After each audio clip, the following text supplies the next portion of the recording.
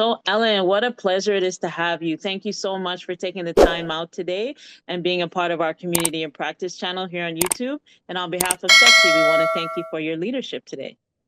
I'm so delighted to be here. Thank you for inviting me. You're welcome. So, as always, we begin by acknowledging the original stewards of the various lands that we are on. We also acknowledge our ancestors. We acknowledge all those who toiled without compassion or compensation. We acknowledge all the elders and community stalwarts whose shoulders we stand on as we build, share, learn together for our collective liberation and sovereignty. So, if you can please do us the honors by introducing yourself to our listeners and viewers and tell us about your amazing work. I'd be happy to. So I am Ellen Frank Miller. I am the founder and CEO of Worc, the Workforce and Organizational Research Center. So my career began with 15 years in human resource consulting, followed by 15 years in academia, where in both cases I focused on really the relationship between how workplaces are structured, how jobs are designed, and what that means both for the quality of life for employees, but also for the success of businesses. And when I launched Worc in early 2021, the goal really was to bring these rigorous academic research techniques to the real life problems that I saw when I was in consulting and help companies on the ground to solve problems. And we have in the last couple of years really focused in on how to build tools for the employee ownership domain, which is an area that has enormous promise for improving the lives, particularly of frontline workers, lower level workers, which is our area of interest. And that's because although for many years, there was a lot of conversation about the impact of income inequality in the United States, which is, as you know, an incredibly in the unequal country in terms of economic conditions. But the attention has really begun to focus on wealth inequality, which is a much more impactful, longer term way to look at the problem. And employee ownership has a unique ability to translate the contribution that employees make to the success of their companies, to their long-term financial well-being, and in some cases, generational financial well-being and overall quality of life. So that's where we are today, developing proprietary diagnostics, employee surveys to help companies figure out what do we need to do to create an ownership culture, which will then deliver on both the wonderful wealth building opportunities for workers and also for greater success for the companies that are engaged with those workers. Yes, of course. That is so amazing. And it really completes that work-life balance and it gives more meaning to when you go into the workforce. So that's awesome. So what inspires you about your current work? Um, so what I'll say is that in the United States, as you know, there's an incredible amount of political polarization. And you would think that this country has just completely disparate goals for how a society should run. But there is an issue that is incredibly bipartisan, and that is employee ownership. So, on both sides of the aisle, people can see the incredible value that having employees participate in the financial upside of their contribution to their companies. They can see the benefit of that to both companies themselves and economics, the overall economic conditions of our country, as well as for the employees and the workers. And so being able to be part of an element of this conversation in this country that people can agree on, that we all can work towards, and that crosses the boundaries between red and blue, and really allows us to come together on something that can be so impactful for workers, for companies, and for the country as a whole. That's really why engaging in this type of work at this particular moment makes me feel like I'm able to have an impact in improving the world and the quality of life for all. Amazing. It's so needed, right? Like you said, in this hard polarized world, US, Canada also has it too. I mean, where it's we need that light at the end of the tunnel to come to an agreement or okay, we're going into the workforce. What am I getting out of it than just getting a paycheck? Where's the full fulfillment out of it? You know what I mean? And It's good to have something like this. Absolutely.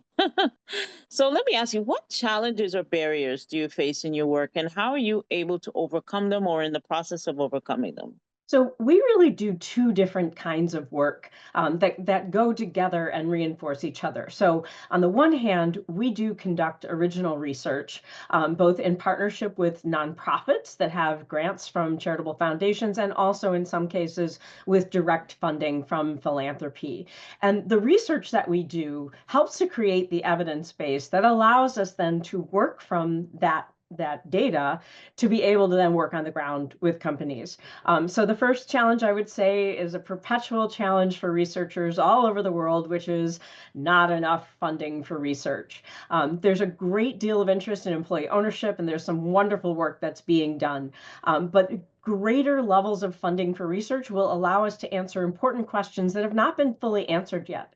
For example, there's a lot of research on the impact of employee ownership on business outcomes, and also on employee outcomes. But one of the things there's less that's known about is what are the things that employers can do to encourage that ownership mindset. Right. There's a lot of focus on we need to get employees to think and act like owners. And that's when we measure, what are those ownership behaviors? We're very clear on what are the behaviors that create better results for companies. But looking at, when we think about what is ownership culture, we at Worc say culture is how we do things around here. So we doing things is not just workers, it's also the company and the business practices, operational, managerial practices that then have an impact on employees. So when we look at the research base, we say what companies do will either ignite an ownership mindset among their workers or not. So it's those what we call mindset igniters. We have some knowledge base about what are those ways that companies can operate that will inspire that ownership mindset. But that's an area that really is in need of additional research to flesh that out more and to really be able to measure the impact down the line towards the bottom line of a company. So that's the second part of what we do at Worc, is working with employee-owned companies, with providers of services to employee-owned companies, for example, in the ESOP world, working with consultants who focus on ownership culture, or third-party administrators who help with ongoing valuation and reporting for ESOP companies. And the idea there is when we've developed our ownership impact index, which is a science-backed, statistically validated 4-minute employee diagnostic employee survey that gives two index scores, one to measure those mindset igniters and one to measure those ownership behaviors. The big challenge here, of course, is that we are, our sneaky agenda, right, is to continue to do the research. So the challenge for us, since we're brand new in this market, is to get as much adoption as possible, because the more data we have from the more employee-owned companies we can get, the bigger the data set that we will have to analyze change over time in ownership culture and financial results, and then really be able to contribute to the knowledge base that allows us to effectively advocate for policies that support employee ownership and really can create more employee owners in this country and around the world. That's fantastic. We know data is the new gold nowadays, isn't it? So important. Yes. So that's great. So do you have any set priorities, anything that you want to amplify, anything new you want to share? Well, I was very honored to be interviewed by Professor Mark Hand at the University of Texas at Arlington for his Substack newsletter, which is really making a splash in the employee ownership space. It's called EO plus WD. Employee ownership plus workplace democracy. And the interview was super fun. He's an incredibly brilliant guy. And we, at the end of it, we were kind of thinking about what's the title. And he said, well, I think it's that employee ownership without culture change. It's just paperwork. So that was really fun, and I'd love for more folks to be aware of Dr. Hand's newsletter and the stuff that he and his students are promoting. And this was, as I said, it was a really fun conversation. I think the two messages that have been kind of really kind of floating around for me and kind of lighting a fire are really two things. And number one is that There is no magical ownership culture fairy. If you are an employee-owned company, or even if you aren't, and you want to create an ownership culture, you can't just put in an employee ownership program and expect that that will solve the problem. It won't. We know that financial incentives are important for creating behavior change. However, when those incentives are far into the future, or even if they're pretty tangible and immediate, it's very hard for people to maybe see the connection between what they do and how they achieve that incentive. And we know from the social science research that financial incentives account for perhaps half of the impact that we see in terms of ownership behaviors. The other half of that is what companies do. So the ownership culture fairy is not going to come and save you just because you, for example, created an ESOP. You as a company need to behave differently. And if you do the right things, you will achieve those goals.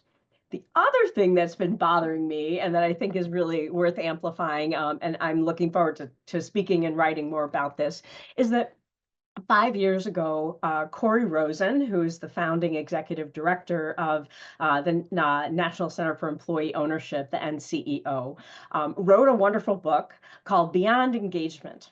And in it, he issued a call to action for companies to go beyond looking at ways to engage employees and really think about these business practices that will ignite an ownership mindset and generate all the wonderful things that employee ownership is known for. So 5 years later, after this call to go beyond engagement, I am discovering that employee-owned companies who, if they're doing any type of employee survey and measurement, they're still using employee engagement surveys. Now, engagement surveys are excellent if what you're trying to do is improve employee engagement, right? We measure engagement. It tells us what to do to increase engagement. But we need to go beyond engagement to get all the benefits of employee ownership. So that's sort of my message is if you're using an employee engagement survey to help you build and measure the impact of your ownership culture, you're using a paintbrush to drive a nail. And you can do better. You need to have a tool that helps you to measure the factors that are known to ignite an ownership mindset and how people are doing on those ownership behaviors. And there's a couple of options out there in the market. We're only one of them. But I think it will advance the impact in the field. The more folks start measuring the things that will actually help them reach their goals. Absolutely, 100%. Wow, this has been so awesome. It's so good to know, and I love this collaboration because you go from employee to ownership, to really have a stake in it, so that you can see a generational, well, something that you can see and pass on from generation to generation. So that is so amazing. So my last question for you before we close is any closing thoughts or calls to actions at this time? Thank you for asking that question. So at the Workforce and Organizational Research Center, we exist because we envision a thriving economy where every worker has a job worth having. I often feel like in abstract, everyone thinks that's a great goal. And when you bring it down to what can you, as a business leader, for example, as a policymaker, what can you do to ensure that every worker has a job worth having? People get a little bit caught up in the many ways to go about it. But the truth is what you were just saying, to look at the employee employer relationship as a collaboration. When we work together, our results are better. When companies treat employees like they're just a cost, a line item on the balance sheet, then you get people acting the way that you would expect, right? You don't care about me. I'm just a cost to you. Why should I work harder? When companies treat their employees like, a valuable contributor, an asset to the business, someone who can help them add value for the company, then you get people working at a level that says, I know you care and I care too. We can all have better outcomes when we, as you were saying, come together for a common goal. And I, have seen it time and time again when I talk to leaders who, for example, say, well, we just can't get, people to fill this job, that people just don't want to work hard. Talk to them for a few minutes and say, well, tell me about that job you're having trouble getting folks to take. And they'll start describing the job and they'll tell you about the duties and they'll tell you about the conditions. They'll, yeah, this is not a great job. It's kind of a bad job. Well, that's interesting. So you're having a hard time getting people to work hard in this bad job. I wonder what we could do about that. And when the light bulb goes off, people start to think differently and say, yeah, you know what? If I wouldn't want my nephew to work in that job, maybe I should really think what that job looks like. So the more we begin to think about people as part of contributing to our business and not just a cost, the bigger the impact we'll have. Exactly. I remember, saying like job was actually an abbreviation of just over broke. So, that's a mentality going into jobs, but you're bringing a whole new, like a huge rainbow at the end of this dark cloud of jobs, that there is hope. There's more area of expansion, expansion of mind, body, and soul, putting it into now having a purpose and putting passion behind the job, right? So we really value that. And we thank you so much, Ellen, for all that you're doing. Wish you much more success. And I know this won't be the last collaboration that we do. We'll definitely tie you into other things that Setsi is doing. So on behalf of Setsi, again, we want to thank you so much for today.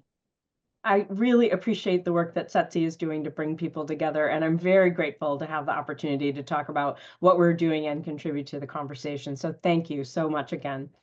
You're welcome. So we will close the way that we began by acknowledging the original stewards of the various lands that we are on. We also acknowledge our ancestors. We acknowledge all those who toiled without compassion or compensation. We acknowledge all the elders and community stalwarts whose shoulders we stand on as we build, share, learn together for our collective liberation and sovereignty. So, Ellen, once again, thank you so much. You have a wonderful rest of your day. Thank you. You too. Okay, we'll be in touch. Bye bye. Bye.